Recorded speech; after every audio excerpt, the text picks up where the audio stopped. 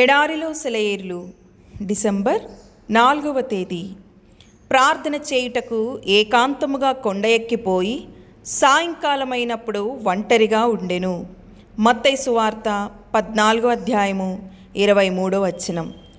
ఇశ్రాయేలీల సబ్బాతులోని విశేషం ఏమిటంటే దాని ప్రశాంతత, విశ్రాంతి, దాని పరిశుద్ధమైన శాంతి. ఏకాంతంలో అర్థం కాని బలమేదో ఉంది.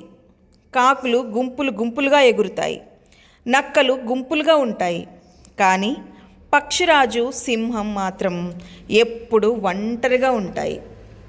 హడావిడిలో, శబ్దంలో శక్తి లేదు.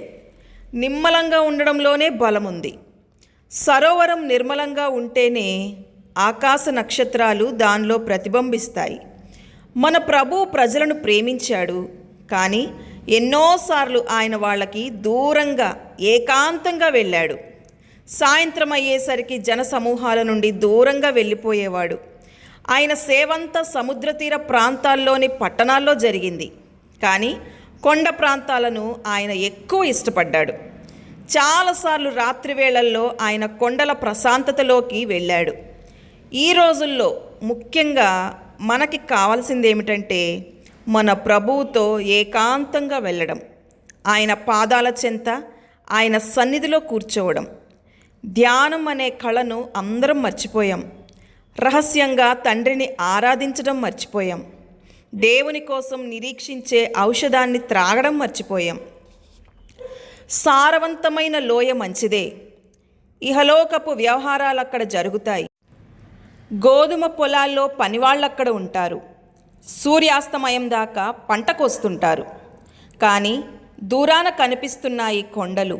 వచ్చే పోయే వాహనాల రొద అక్కడ లేదు. నన్ను పిలిచే ఒక స్వరం ఉంది.